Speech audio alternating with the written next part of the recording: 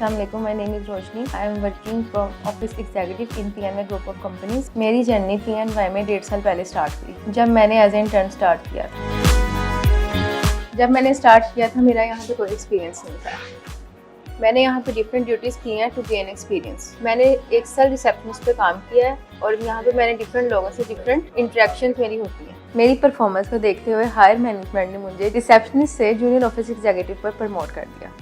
Junior office executive की position के पर आने के बाद मैंने PNY पिंक और PNY ट्रेनिंग्स में काफ़ी चीज़ों को देखा और इसकी बिना पर मुझे एम्प्लॉय ऑफ द मंथ भी दिया गया। 1.5 साल में मेरी ग्रोथ बहुत स्पीडीली हुई है, जिसका credit higher management sir Wahab CEO और मिस मैविश को जाता है, जिन्होंने मुझे गाइड किया और 1.5 साल में मैंने यहाँ पे बहुत कुछ सीखा। अभी मैं ऑफिस एग्जीक्यूटिव की पोजीशन पर काम कर रही हूँ। जैसे कि आपने मेरी कहानी देखी, अभी PNY ग्रुप तमाम एम्प्लॉयज़ को इसी तरह की अपॉर्चुनिटीज़ प्रोवाइड करता है जो कि उनकी ग्रोथ और स्किल डेवलपमेंट में काम करते हैं। ये है मेरी PNY की कहानी। Join PNY। अल्लाह हाफिज़।